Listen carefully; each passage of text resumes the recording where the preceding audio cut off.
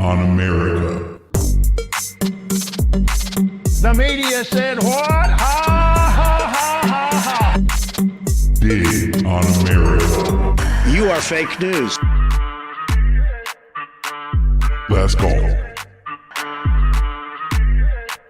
Last call. Last call.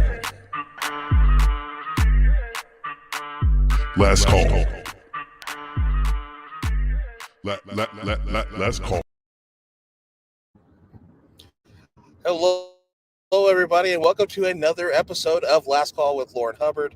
My co-host Brent is doing some recruitment work as we try to track down a candidate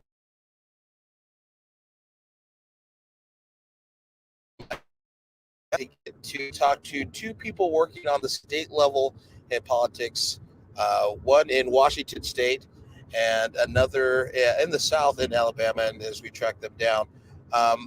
It's just a kind of a weird week. The show is literally coming to you live from the road. So if you see me bouncing up and down, it's just because, California, we need to divert more funds to our road maintenance. The family and I got out of town this weekend and got to go to Disneyland, use our annual passes to do a little escapism this week. But joining us on the show today, I'll go ahead and I'll bring in our first candidate we can kind of talk to and get to learn about, and that is Cara Cusack. Is it Cusack, like John Cusack? Exactly. Yes. Ah, all right. And Hi, you are thanks for running having in me on. Washington State. Tell us a little bit about your race in Washington and why folks should really be paying attention to what's happening in their own state houses. Sure. Well, I think right now it's more important than ever that we've noticed from the things Trump has been doing, that it's more important than ever to have people at the local level, at the state level, all across the government. It's important for us all to start getting involved, to put ourselves out there, to be the voice of the people that we need to be. In my district, I am running against Joe McIntyre, who is a MAGA proponent, and he runs with Jim Walsh, who is in position 2 for state representative, who is got ties to far right extremists. So it's highly important right now that we stand up and jump in this race and get involved to get these extremists out of office. I'm not a politician. I'm a mom. I'm a grandma. I'm a business professional. I'm a small farmer. I'm a lot of things. A politician has not been one of those, but recent events have forced me into the spotlight, and here I am. I'm doing the right thing and teaching my children what to do. I was just about to ask, like, so what is your what you said your background is? Mom first, grandma, been in business.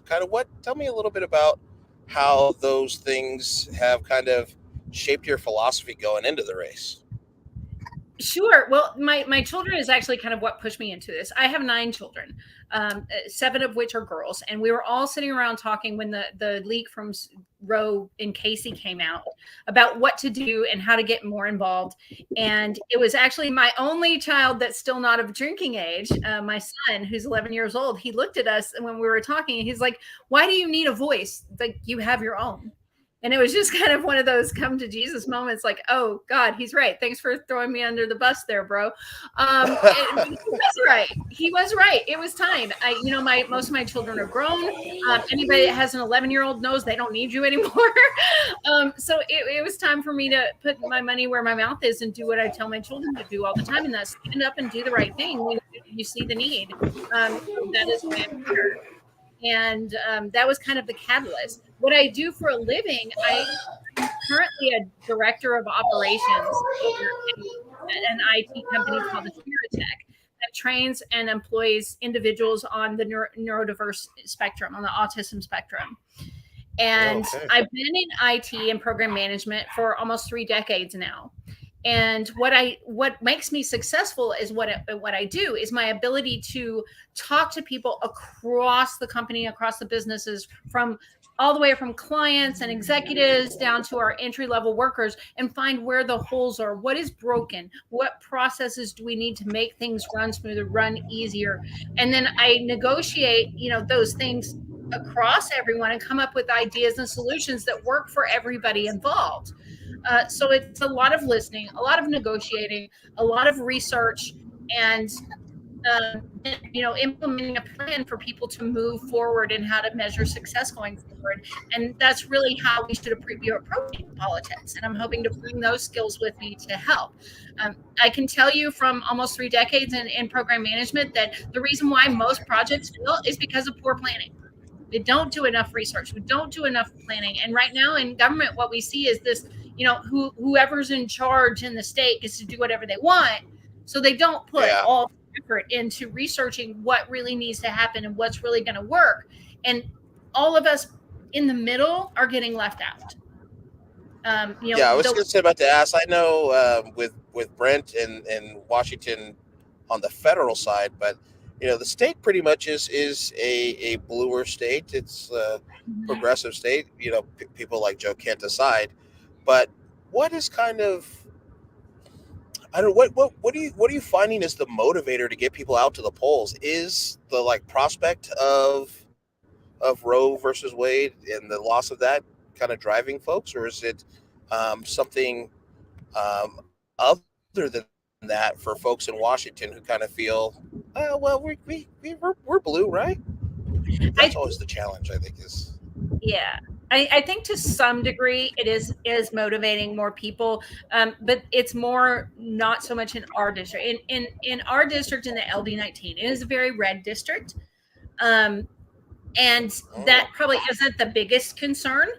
The biggest concern is just the ineffective voice that we've had in Olympia for the past couple of years. Joe McIntyre didn't bother to vote on more than a couple dozen bills last year, and then more the year before that, and everything was remote. Wow. So how much easier can it get? So we didn't even have any representation for some of the votes.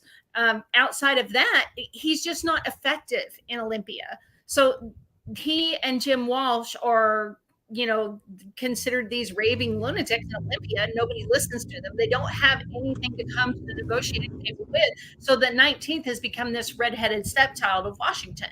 And all of our actual needs get ignored because we don't have an effective voice at the table actually fighting for us. And that is what we need. We need someone that can sit there and work with everyone and has a seat at that table with the Democrats. And I pointed this out once before, and McIntyre went on a radio show and he said, well, he really is working across the aisle and he's shopping his great ideas to Democrats and letting them put their names on the bills. So what I hear what I hear is your name is so toxic you can't even put it on a good bill that everybody can support. So that's not how it's supposed to work. That's not effective representation. Do you find that regular people also kind of get that feeling as well? Yeah, a lot. And it's their concerns aren't really, and at least in my district, Roe is a concern, but at least not for the people in the middle and the Republicans in my district. That's not the big concern. The big concern here is we need rural broadband internet. We need rural resource access. We need access to health care, and we need to bring businesses in here. We've got to get broadband out to all these rural areas. We've got to work on this affordable housing crisis that is going on here. And does Washington have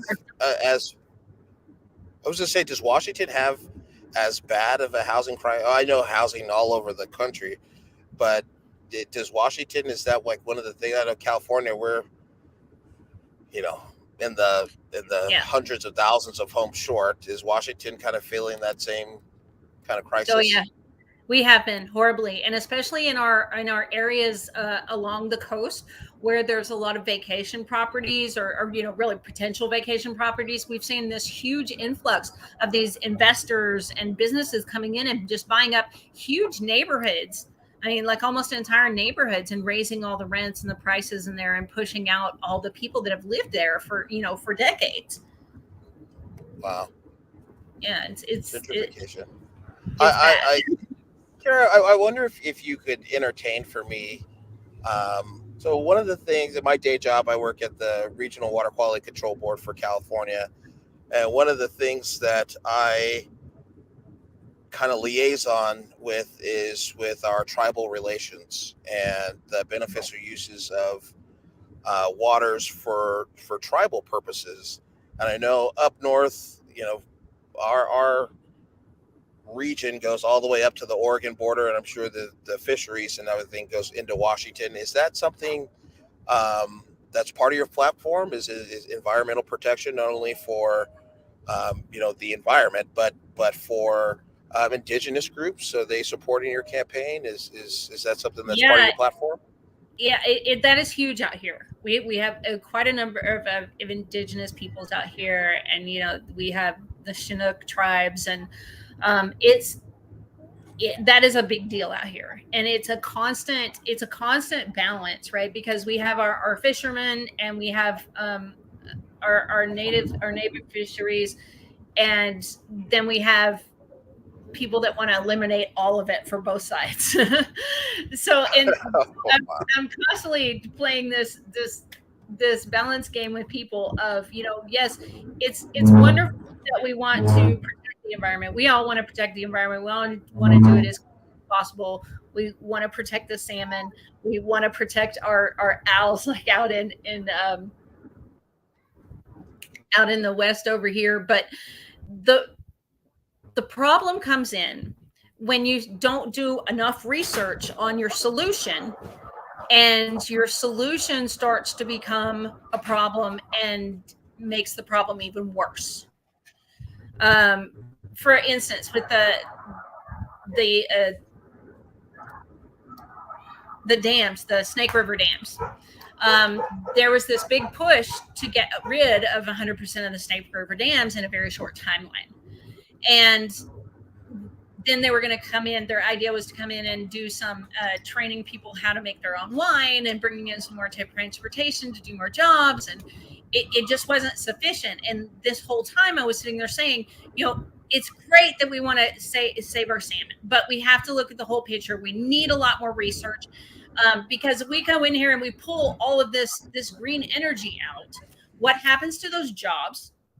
And then what happens to our electrical grid in this record-breaking heat, when all of a sudden our power grid fails, and now we've killed some elderly people that don't have AC, because 70% of the people in Washington don't have AC. So we have to look at the whole picture. And luckily, more research came in very recently, and they backed off of that plan because of the research that was coming in. And that was exactly kind of the point I was trying to get across. We have to do more research. We have to have a proper plan. We all have the same goals. We just have to do it the right way, or we fail before we even get started. Yeah. I want to bring in someone like Brent, who lives in that state, and kind of see what questions that he's got. Because potentially going to be one. Not in her district, Brent, but you're kind of familiar with the issues and going on in Washington. I wonder if you have any questions of your own. Yeah, she's gone over, some of the big ones that I was always getting, because the 19th legislative district is within the 3rd congressional district, or 95% of the 19th is. But what is the plan or goal to attack and mitigate the flooding of Cowlitz County that is projected? And we've seen it time and time again, but they just keep saying it's going to get worse. It's going to get worse. So what is your thoughts on that, and who would you be reaching out to work with to propose solutions that, or ways to fund people's solutions? Okay, I assume that was aimed at me, but I got like every Yes. other word of what you were saying.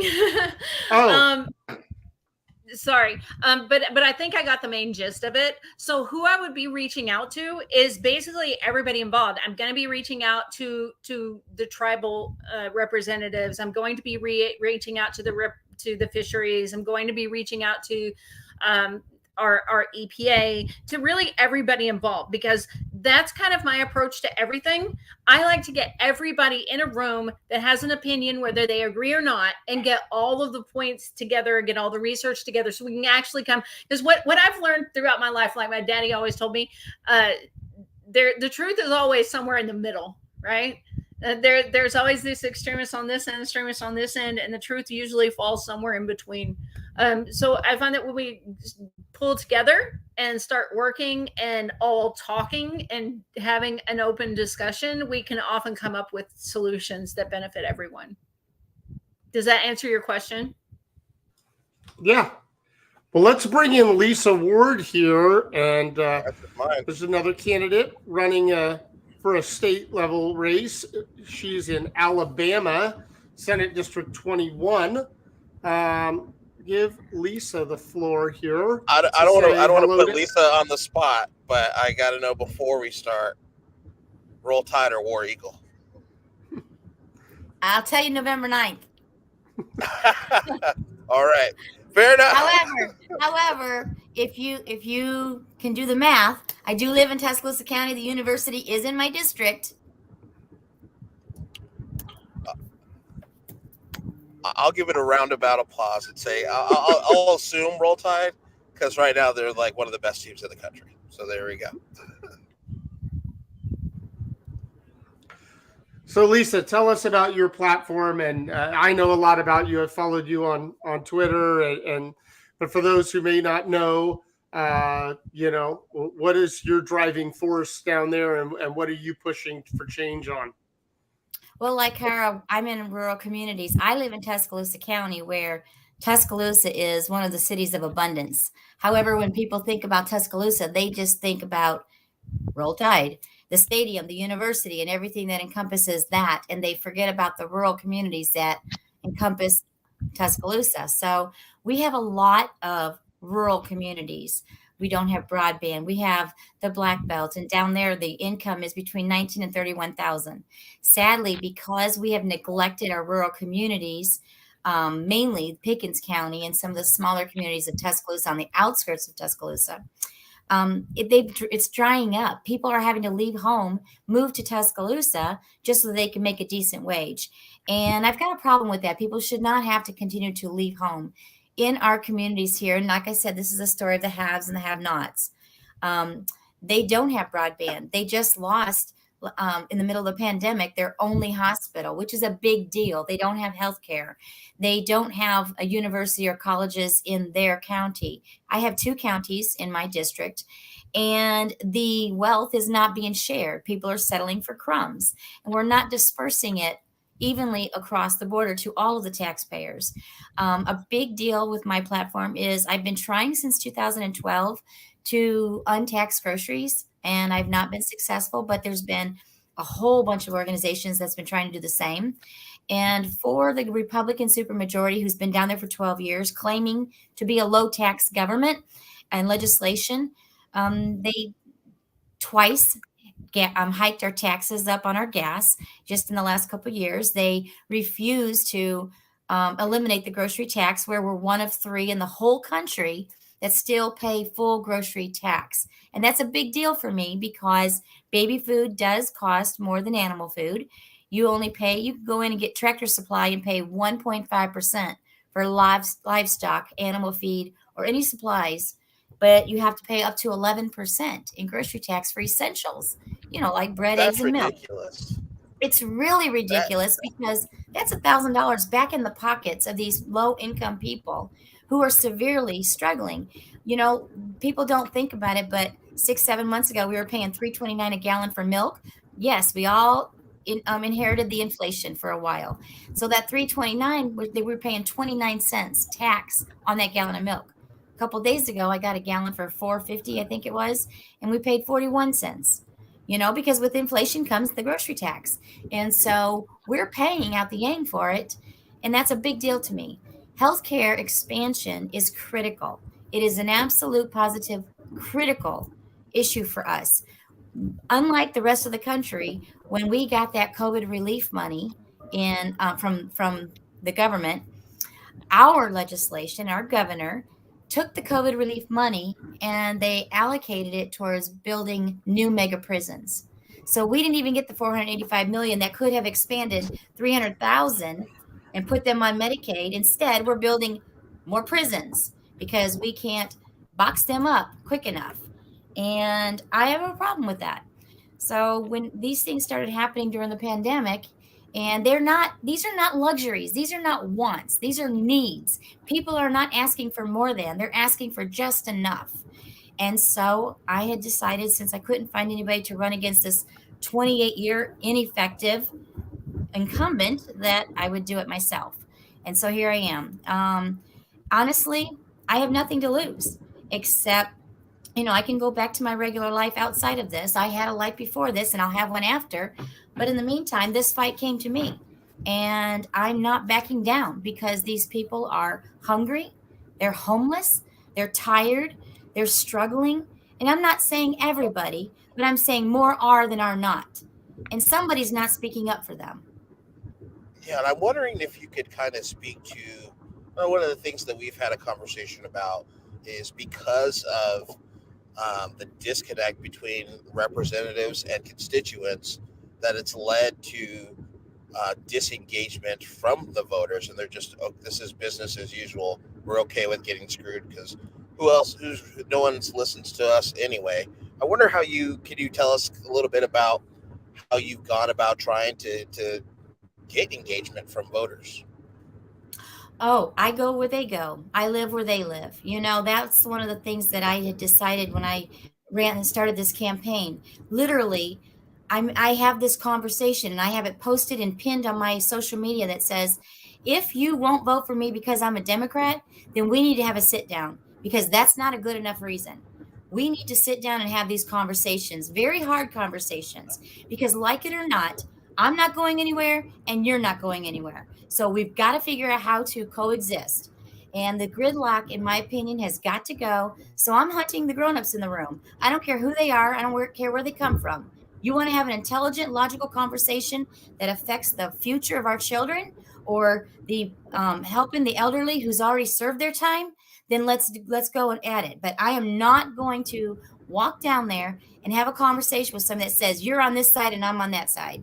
You have this conversation with me, or you can walk away from it. But these people are not going to be pawns on a political chessboard anymore. My opponent, who is also my senator, has ignored me for years. I've made phone calls, I've sent emails, because I'm an advocate. And I've done this stuff for the last 20, 30 years down here for free, because it's part of what I believe in, paying forward what somebody did for me. It's just my contribution to this generation's society. And honestly, he's ignored us. He has become so entitled that he doesn't believe he has to show up, make a phone call, return an email, and he just believes this seat belongs to him. And I'm going to take his embossed butt out of it. It's the last thing I do. I may lose, and if I do, it won't be by that much, but that guy's going to work for it, at least this time, because he has taken it for granted, and he has hurt so many lives. People have struggled and suffered. And if you could hear the stories that I hear, you wouldn't be able to sleep at night. The stories they tell us, nobody should have to go through that, especially in a land like Alabama. We are loaded with natural resources and an abundance of blessings. There is so much richness here, but they're not sharing the wealth. It's the outsiders coming in, owning it, and taking it out. And these people have no idea what they're not getting because they've never had it to miss it. Sorry, a little frustrated. I'm just an angry grandma right now. I like the passion. And 6 granddaughters. It's personal, right, Cara? When you've got girls in your family, there's just been a turn of events. And I'm sorry, but I just can't sit back and let them tell me they're making laws for us and about us, but without us. and they're going to sit here and tell me how they think I feel or what they think that I know, I got news for them. Those days are over. As far as I'm concerned, 28 years is long enough. Either he can't do it or he won't do it. And we need to. Preach. Oh, sorry. Yeah. Here I go again. I see Brent's face. He's got me all mad again. No, I'm wondering if like this Awesome. is if the Roe thing is kind of catapulted you into some kind of spotlight on this issue, because you're going against a guy who is a 28-year incumbent, who does have a history of I don't want to say, not objectifying, but treating this issue without the discretion. Oh, I don't know how to put it. It's this particular guy that I'm running my way or the against highway kind of guy. Well, his mindset has always been, and fine, you want to be, he can be as pro-life as he claims he wants to be, but I want to see that bill. He's so proud to sponsor all these stupid bills. I want to see the bill where he sponsors banning death penalty. He is one of the first ones, quickest ones to get ready to execute somebody and vote for execution, but he says he's pro-life. I'm sorry, but you can't be both in Alabama. If you are so pro-life, then you ban that dang it death penalty. I'm sick of it. Pro-life will kill you. You know, yeah, that's it's because we all know they're pro forced birth because it's about controlling women. Autonomy. That's all it is here. You're just mad at us. We stopped having all them babies, Cara. We stopped making the white people the majority, and they're mad at us because we went and got a job after 2 kids. You know? So just call it like it is. Because educated people vote Democrat on the majority. Yeah, and you know, there's been this like it's kind of a proliferation. It's accompanying this proliferation of these like people like Andrew Tate that tell you that strong women, no man wants a strong woman, and this and that. Not in Alabama, they don't. They're preaching to a subset of men that, you know, that are losing the kind of grip and authority that they used to have. And so it's very, you know, as my wife likes to put it, anytime you've been an oppressor for so long, anytime you've been an oppressor for so long, equality starts to feel like oppression to you. And that's kind of the situation, I think. But it's a great segue into introducing our power panel. Lisa, do you want to finish that thought before we start the power panel? I was just going to say, down here, well, they down here it's the Bible Belt, and they want to preach and throw scriptures at us all day long, and I'm all for that. You want one to throw one at me, I've got 2 back at you. But down here they want the women to be submissive, and they want us to be silent, and they want us to be quiet, do all this. It also says for the men to treat the women like Christ treats the church. When they start doing that, you know, maybe we might be a little bit more submissive, but they're not doing their part. And down here you want to sit here and you want to tell me how you live it off from the Christian conservative Bible is what they study from. But my Bible tells me 2,000 times to feed the hungry. It doesn't say how. It doesn't say with what. It just says to feed those poor people. So why are you cutting off their welfare early in the middle of a pandemic? So it's just that kind of hypocrisy that nobody ever calls them out about it. Their Christianity's on the ballot, not my abortion. That is a really great point, and it goes back to like what we saw from Ron DeSantis and Greg Abbott with the immigrants and flying them over to Martha's Vineyard. It says in there, take care of the foreigner in there. So, well, let's face it, if Jesus was here right now, he'd be a Bernie bro. So that is true. That is true. But I did want to kind of segue into what I hope turns into kind of a political revolution in the United States, and kind of highlighting some of the stuff that's going on across the world with this movement. It seems like for women's rights, and we're seeing it right now in Iran. The protests that are happening over, I hope I don't botch it, it's Masa Amini, who this was kind of, I knew that Iran was very conservative when it came to certain things. I did not know they had a morality police. And I feel like a lot of folks on the right would totally love us to have a morality police as well, as long as it's just their level of morality. Do you think what's happening in Iran now is actually going to lead to some kind of proliferation for women's rights, not only in Iran, but across the region, just like it did for the Arab Spring a decade plus ago? Or is this kind of like this is the latest and we'll see? Yeah. I mean, if the women in Iran can have the guts to stand up against the oppression that they're facing, then absolutely we should have no qualms about standing up here. And that's where the extreme right would like to take us.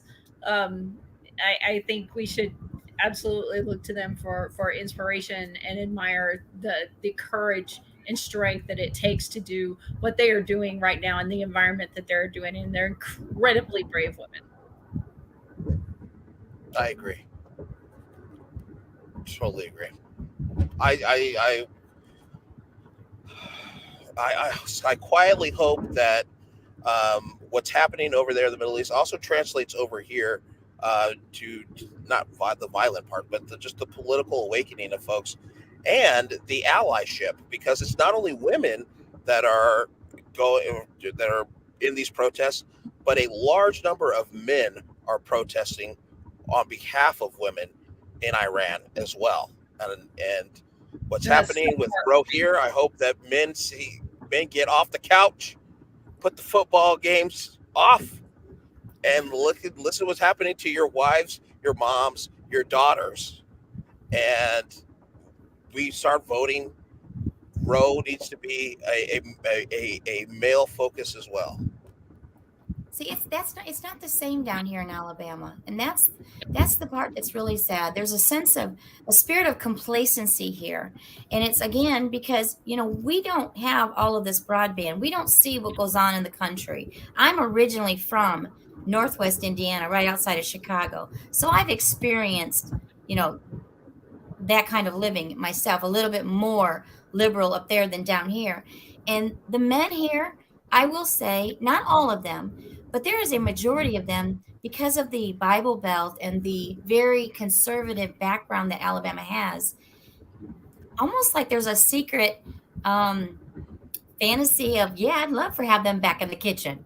I wouldn't mind having dinner hot on the stove when I get home. It's almost like it's the unspoken word, but there's not an outrage here of men like you see in other places.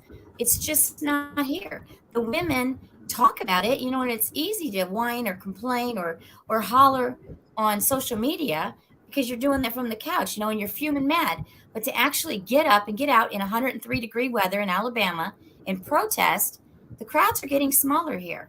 And it's harder to do it because of the way that the protesting is. So I just don't see in Alabama the same outrage as it is elsewhere. It's here, but it's just not as big. I think if more folks that heard a story or had an experience like Brent, where it's this issue is dubbed a woman's issue, but like if I was a person that went through what Brent and his wife went through, this is very much a family issue, and you can't say we're a country that supports family values if we are not going to engage in this type of debate, this conversation, because it's very much a family thing. Brent, do you have anything to add? Well, yeah, I mean, just on the overall topic, I've said it a ton of times. I think Americans are just so entitled and worship the wrong things that people keep wanting to talk about Kansas and look at what happened in Kansas. And I look at what happened recently in Kansas and say, okay, but there was an active ballot measure to restrict it at the state level, and that saw activation. I've seen a small amount of activation here in Washington that's people that say, oh no, I've always been a Republican, but we can't let them federally ban whatnot. But I still see a ton of people here that they'll be active on social media somewhat, but they still say, like, this is Washington. It's not going anywhere in this state. And from men and women. And it's frustrating to me to see that, to where, people won't do anything until they are directly being attacked. And it's the whole, if you didn't stand up for them, and then you didn't stand up for them, and you didn't stand up for them, and then they came after you and there was no one to stand up for you scenario. But it just, it's difficult to watch, and it's difficult to see where I'm watching people all over the place not misfocus their fight and their push, because there's people that are just kind of coasting now, like, oh, don't worry, Right. Roe got overturned. That people are just going to turn out for Democrats en masse, and then there's no data to prove that to be true. And if you say those words, you get, well, look at Kansas again. That was a state level ban that was up for a vote, and they turned out to say, no, you're not going to ban that in Kansas. So I could see that being an issue in Alabama. I could see if the far right managed to get that onto the state level ballot here in Washington, that it motivates the Democrats to come out in mass. But right now, people here are running around saying, yeah, that's really sad what's going on in Texas, but we're in Washington. That won't happen here. What So was your Brent? What was your California and Washington's primary voter turnout? Because all of this stuff was going on then too. What was your voter turnout in primaries? 31%.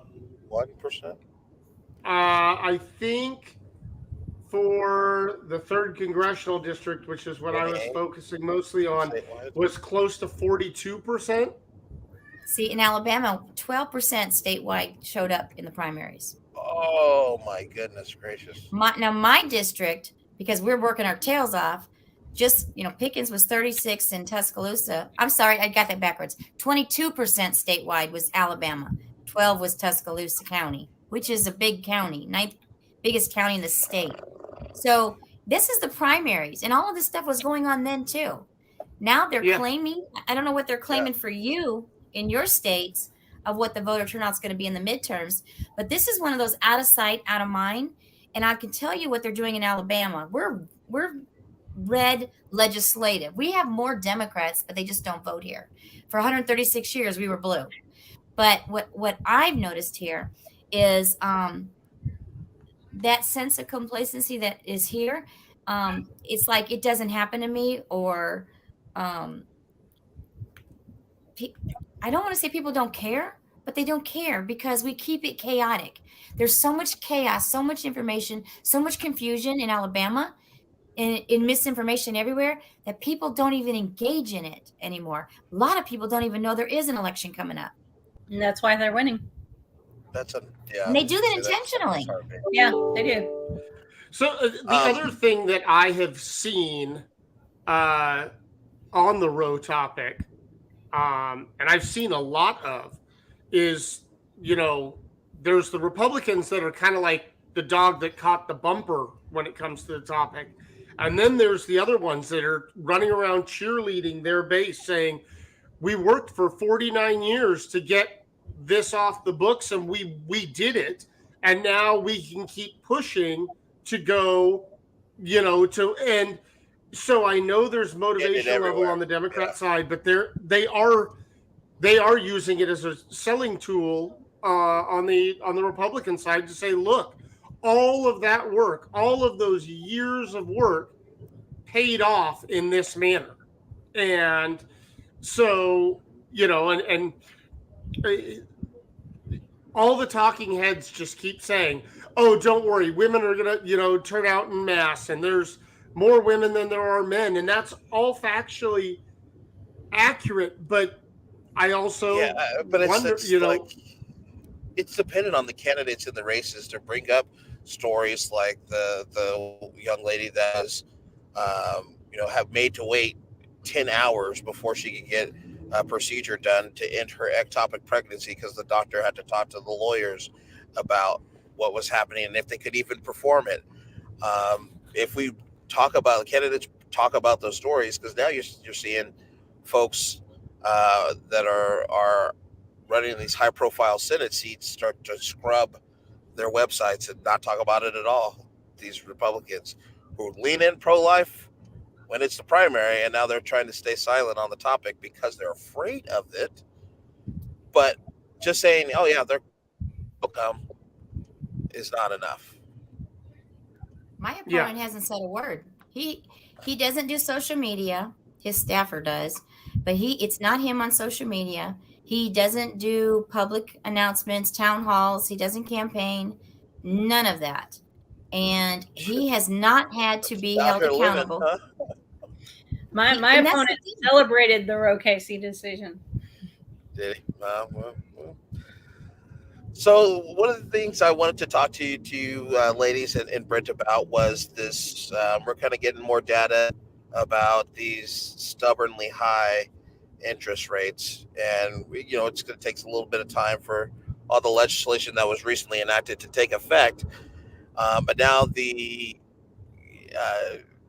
Fed is talking about another interest rate, and I think that's kind of a taking a hammer to that really needs to be where chisel needs to be used. I think when you raise interest rates, I think it's hurting the economy more. And then part of it me is like, well, that's what you get for basing your whole economic policy around unemployment and people not being employed and not being able to work. But that's neither here nor there. I'm wondering, do you think that's a good thing that we're going to raise interest rates? Do you see other things that we should be doing to curb inflation? Where do you stand on that? Cara, let's start with you. Well, that's kind of how it works right now, right? The whole point in raising the interest rates is to stop people from borrowing more money and buying more things and to start saving money in their pockets. That produces the competition we now need out there for the people to start lowering their prices on products. So when the competition for their products goes down, their prices go down. Right now, the competition for their products is at an all-time high because everybody's out there buying. That's what raises the rate. So yes, raising the federal interest rate does actually help inflation. That's kind of how our whole model works. Is it the right way for the model to work? I don't know, but that's how our current model works. So if we want to reduce inflation, yeah, we absolutely have to raise those rates. We've got to get people holding more money in their pocket instead of spending it out there to bring inflation down. That, or we have to increase everybody's pay. Either way you want to look at it. That's not going to happen anytime soon. Exactly. Alabama's, we don't even have a federal minimum wage here. Yeah, so yeah, raise it.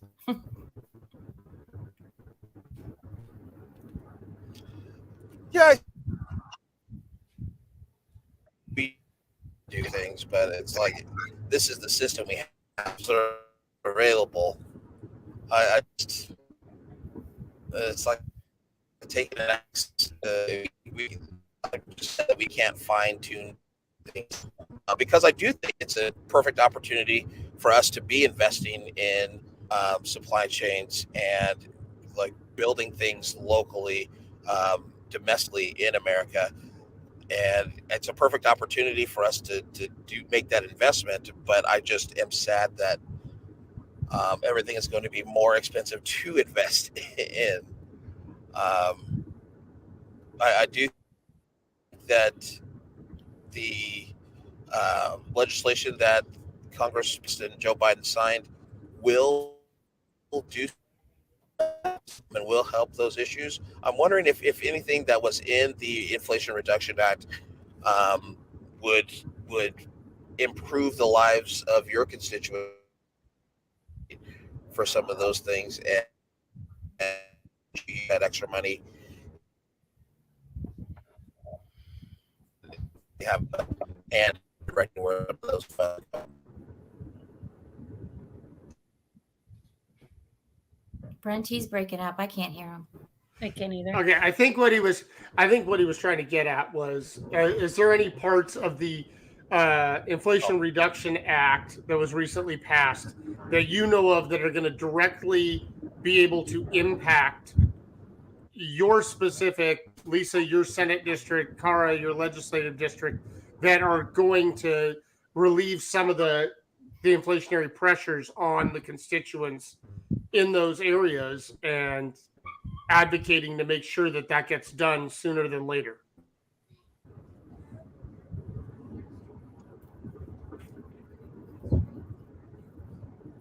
Anyone?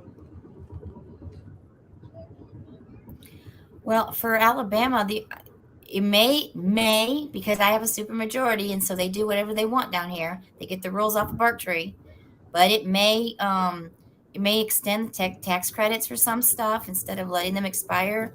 I don't know about our HHS and stuff like that. I'm not sure. That's not an area that I have been focusing on the state level, but I would be willing to bet that there's going to be some extensions for that if our legislation, which is the supermajority, goes in and does anything with it.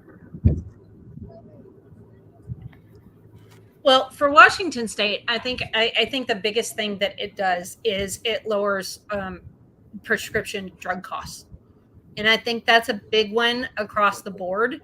And that's pretty huge, especially for all the seniors that we have here in the 19th. But not only that, I mean, it creates a lot of lower energy jobs, climate change jobs that we could bring out to the 19th if we have somebody in the 19th fighting for those jobs, those clean energy jobs. That will help us here. Yeah, that will help us in Alabama. I think Alabama, well, I don't want it for that example, but Alabama in particular has a lot of, like, the resources that you were talking about, Lisa, can be no idea a leader in green energy. So but there's just not a focus on it. Well, there's something that's one of my biggest beefs, and because we have 133,000 miles of rivers and streams, we're number one in biodiversity. Like I say this all the time: if there was an earthquake and all the other states fell off, Alabama could survive. We have innovation, engineering, logistics, manufacturing, and we can export. We have we could be growing our own. We could be raising our own fish, our own salmon. We have underground here the best coal in the world. We have iron ore, asphalt, nickel, cobalt, manganese, lime. We've poultry and agriculture. It's so crazy. People don't know this about it, but we have the resources underground that they're going to need to produce the energy for the electric vehicles. My company, we take and repurpose abandoned mines and can do affordable energy here, but you can't compete with Alabama Power because they dominate it all. But there are so many ways that Alabama could be supreme in providing. When they had the wildfires in California, we were right here and nobody jumped on it.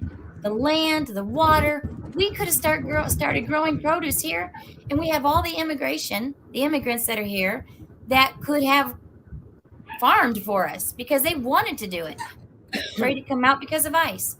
So it's crazy. I can't figure that out. And it's one of the reasons I want to go down there and ask, why is this so hard? We could be sharing the wealth with the rest of the country. We have a lot of the sunlight. We've got the wind from the Gulf. It doesn't make sense. Except for greed. The outsiders come in, they own everything, and they take the profits out. It's even worse when it's one of your own, like Joe Manchin, what he's doing in West Virginia. So I don't want to spend too much time on this before we get into closing, but I did want to kind of ask, because it's it's kind of been in the news a little bit all week about the issues of confidence, I'll call them, with Putin in in Russia's war with Ukraine. Another one of a Russian official had trouble with gravity and fell down a flight of stairs and apparently died. We've seen Russia threaten to use nukes and say, "Hey, it's okay to do that." We've seen this like sham referendum they had last week. All these things, to me, are Putin showing he's not as confident as we normally see him. And I'm wondering if you think that it's should the United States and the European allies kind of push for regime change in Russia, or is it like, let's just help Ukraine? And if we do help Ukraine, are we helping Ukraine get back all of its territory that Russia pushed into? Like, are we helping them get Crimea? Where do you think the extent of U.S. involvement should happen? Well, I think this is a very important one that we have to get involved in. We have to be involved in. We have to hold Putin's feet to the fire because we've seen what he's doing.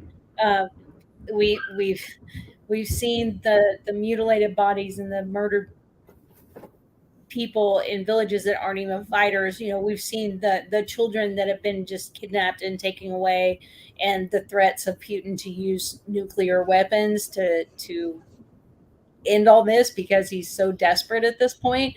I don't think there's any way we can avoid stepping in and saying, hey, you've got to do something. Do any of you think that somebody was saying that it's going to take Russia overturning Putin? It's not going to take anybody else in the rest of the world. It's going to take Russians doing it themselves to stop him. Do you agree with that? I agree with that. I don't see a situation where the U.S. is going to go in and take over and regime change Russia. I don't think we should. It is going to be a situation where they have to choose that as their destiny. And I think that right now the table is being set for that to happen. There's massive protests right now where Russian women are saying, no, you can't keep, we're taking all of our sons and sending them to Ukraine. And I believe Putin's losing a lot of political power.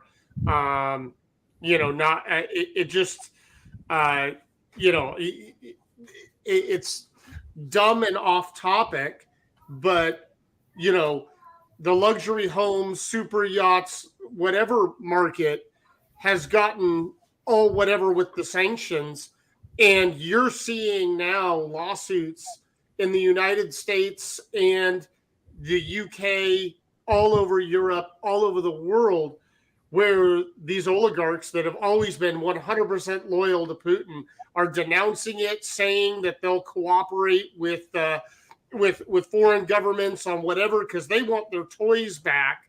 But these people are the ones that give Putin his power by insulating him and everything else. So they're seeing a breakdown already. It's just, that's because the pressure we've put on, and not just us, but all of Europe, and we have to keep that pressure up.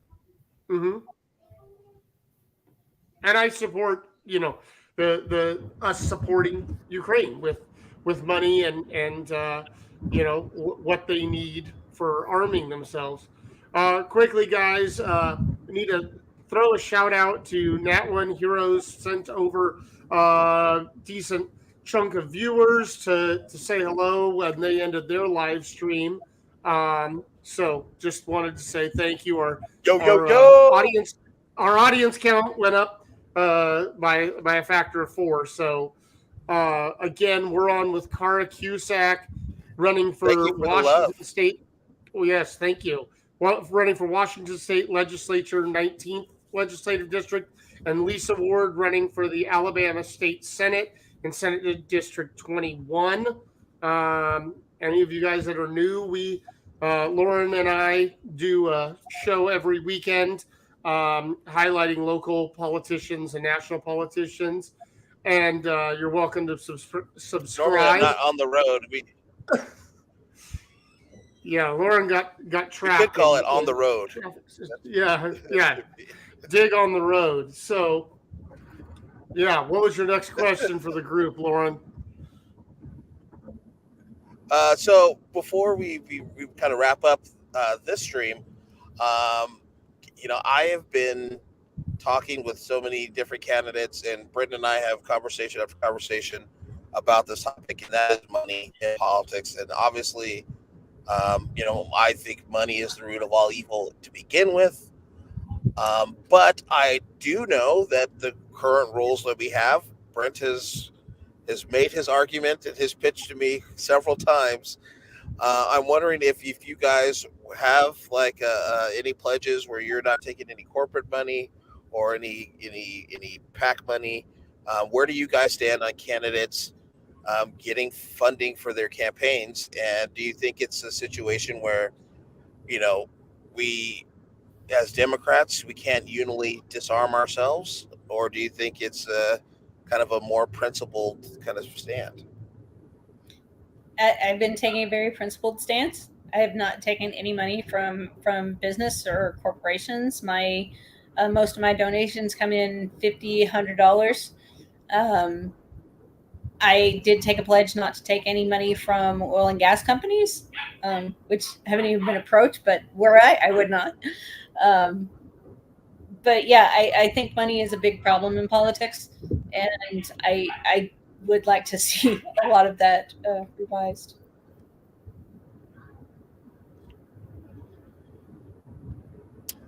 Lisa, do you have a stance on it? Sorry, I was thinking about what Cara was saying, and I was already trying to come up with a solution. No, I'm a big advocate for campaign reform. I have a problem with it. I feel like if I had my magic wand, I would say nobody would be allowed to take any money outside of the district they're running in. Period. That would level the playing field, and it's something that I talk about a lot. I have not taken any from any of that, but here in Alabama, you don't really get a lot of money if you're a Democrat, period. So making pledges like that doesn't work or matter because no one's going to publish it anyway. They don't talk about Democrats in the paper. However, with that being said, we have received all of our donations. Ours have been individual donations. The only money that I received from my unions is because I am union. I've gotten a couple of them from them, but that's working people. But the people all around the state on Twitter and all around the country, they're nickel and diming it, and then a little here and a lot there.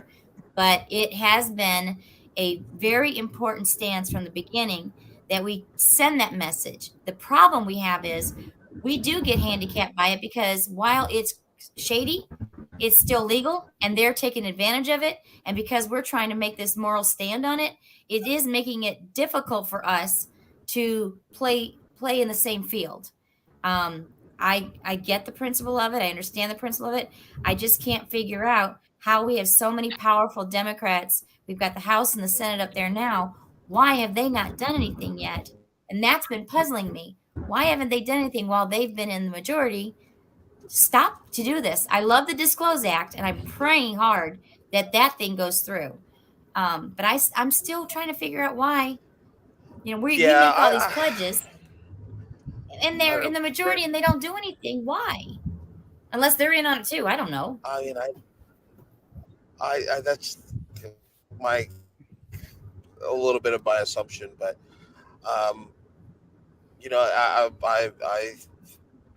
I think a little bit is the relationship with constituents, and to say that I can't.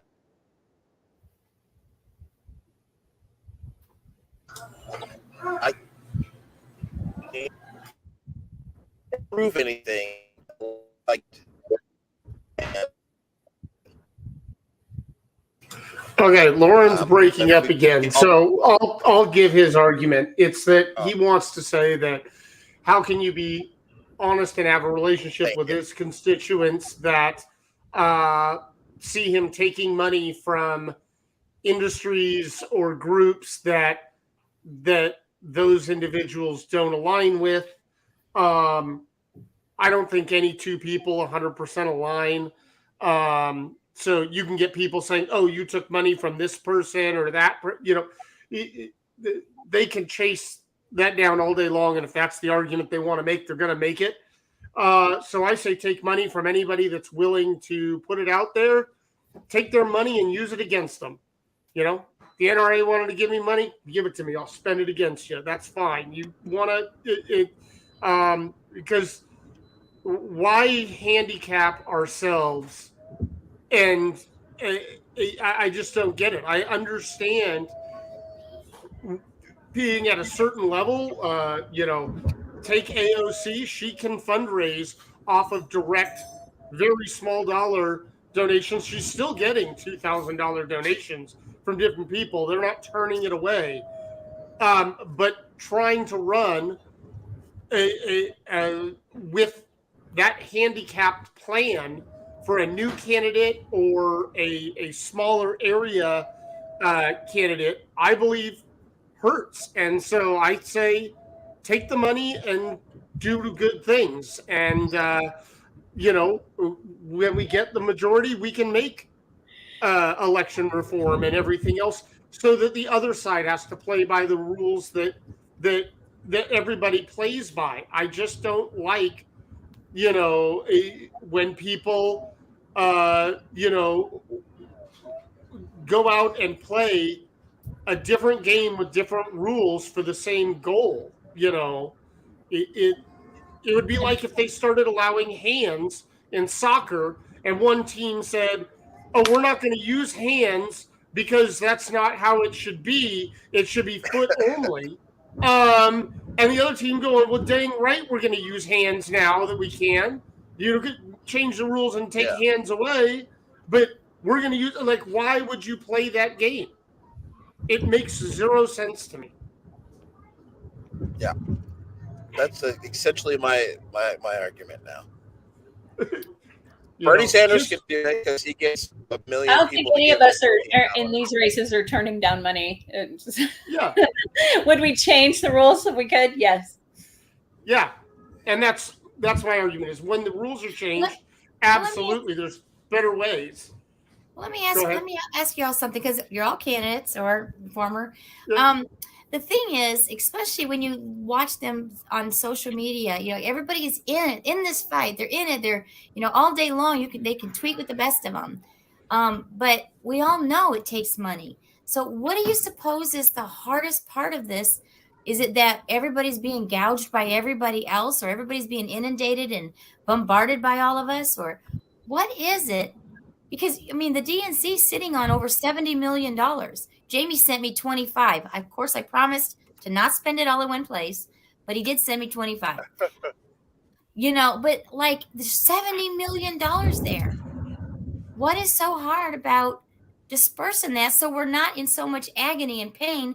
Begging is the most degrading thing in the world to do. And when you're a Democrat who's trying to fight this campaign dark money stuff, they should know our pain better than anybody. Why is it so hard to get Democrats to help Democrats financially?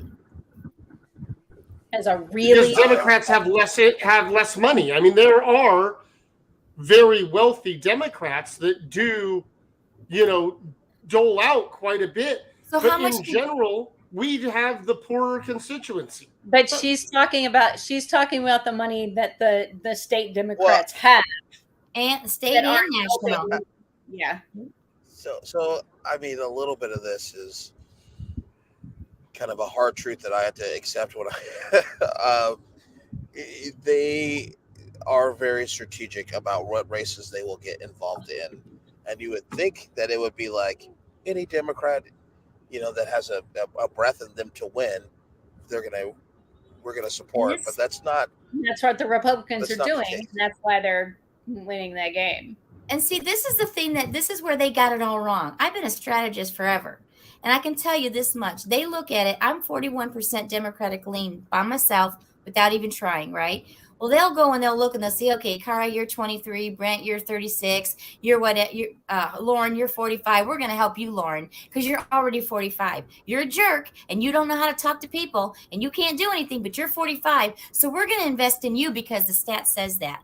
Well, those spreadsheets don't say that Cara is a community leader and that Brent is out there, he was a city councilman before, or that you raised the kids that are voting now. Nobody comes out to see what the dynamics are within your own community and what you're doing on the ground. They just decide on a piece of paper, or they call somebody that's been in a big role and say, oh, hey, Richard Shelby, what do you think of this person down there? Should we support him or not? There is a lot of that. And I will tell you, so like I don't even know if they do that level of research to find out 45, 41.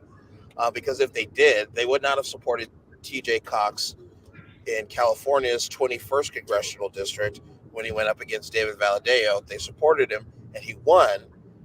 Locally, like, he was not the most up and up kind of person.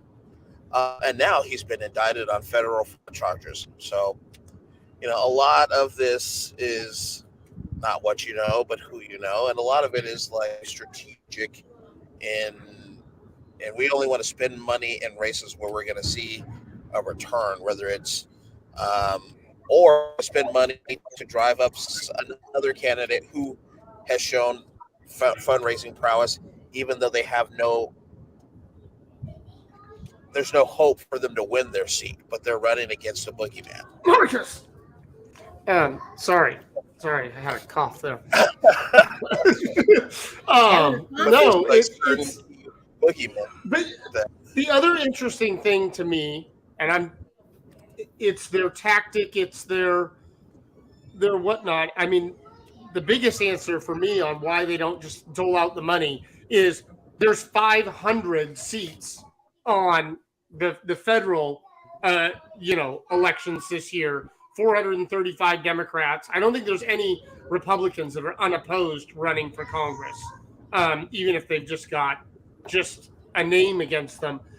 But if they were to dole it out to all 435 congressional races and the 34, I believe, this cycle, Senate races, and what they would be out of money in no time. There's multiple other issues. The thing that I have the biggest problem with is, so Mary Peltola just recently was elected. I'm sorry, I have a 3-year-old that's that's running around in the background. But she was just elected, and I got an email that was, help Mary Peltola, she has to get reelected in November because she just got the end of the one guy's term and, needs to be whatever. And I was like, okay. And I literally clicked through it, and it's for a national Democratic PAC, not the Democratic National Committee. And the money isn't actually earmarked to say it's going to her. They're just taking it in. And you look at the ads or the money they've spent, and they're dumping it out on anti-Marjorie Taylor Greene ads, and but this is part of the campaign finance problem. Is I got this email and I could have clicked on it and given $50 and assumed that went to Mary. And how many do that? And how many do that? Oh, tons. While I was running, we found twice where somebody else was making Act Blue pages that they were saying they were going to split the money with me, because trying to tag on to whatnot. And I know we found it in Act Blue, so Act Blue would have I'm sure Act Blue would have split that. But as a candidate, you lose control of some of those things. And then when people kind of get burned, because they could only donate $100 this cycle, and they wanted it to go to Lisa and Cara, not the Lisa Cara anti-Republican PAC that is spending money in upstate New York, because and that's where our supporters, our small dollar donors, go, okay, no, I'm going to give it to AOC and Bernie because they're solid whatever names, and they can find them and send that money that way. I think that's one of the truly the biggest problems when you don't just come from having a ton of money and having worked in an industry that's Democrat friendly, where you have the Rolodex of the rich people in that industry to start your fundraising out, which is why we end up with just mainly wealthy people, running for office. And we don't have average people running for office. Yeah, concur. That's good. Okay, so let's go ahead and wrap up tonight's episode with kind of like, let's do it a different way. Normally I have everybody give their 1 minute sales pitch. Here's my website, give me money, this and that. Today let's do something a little bit different. I wanted to make, I think politics works best when it's personal. Did you say we're going to wrap up, Lisa? And you're just going to give us money? No, well, I will, but that's neither here nor there. I think politics works best when it's personal. So I want to give you guys the opportunity to give a 1 minute, you're talking to a constituent in front of you and you're giving them, this is the best pitch why you should vote for me, why I deserve your vote. And then also do your campaign website and all that stuff. So Lisa, since you're unmuted already, do you want to go first? Well, my name is Lisa Ward. I am running for State Senate District 21. I've been married 37 years. I'm a native of Tuscaloosa County. I have 3 grown children. They're grown and gone, healthy and happy, with 9 grandkids. I have been a community leader and an activist that has been working in my community for the last probably 30 years for free, because it's my pay it forward. One of the things that I think is most important is to remember that we continually to do the same things, and we're not healthier, happier, we're not safer, and we're not smarter under this leadership. So if you don't select me this time, we're going to get Gerald one more time, and for 3 decades of the same leadership. So in my opinion, I just feel like we're broken and we're hurting, and we need something different that can go down there. And I'm a nurturer. I'm somebody who is a subject matter expert in problem solving, and I want to take what I know in my secular world down there to legislation and see if I can't do something to contribute to that. And that's just the bottom line. My website is lisawardforsenate.com, and you can learn about me there, or you can meet me anywhere on social media. I'm an open book, and I will answer any hard question you ask. All right. Well, I'm Cara Cusack. I'm running for state representative of the Washington LD19. The reason you should vote for me is because our current representation is completely ineffective. We are going nowhere when he even bothers to vote. I have decades of experience negotiating, problem solving, and I am ready to go back to working across the aisle with everyone. We have to get back to our beginnings. We have to get back to talking about the things that we all have in common and working on solutions from those and just work our way up. We have to start working together again, or we're going to go nowhere. The polarization of the red and the blue has got to stop. And we have to remember that most of us are here in the middle, and we're the ones that are getting left out. You can help my campaign by going to my website, caracusack.com, and donate if you can. Otherwise, to help me spread the word and vote. Tell everyone to vote. If we vote, we win. That is the big thing. It can't be any easier to vote than it is in Washington. Send in those ballots. Vote, vote, vote. Vote like our rights depend on it. Let's do this together.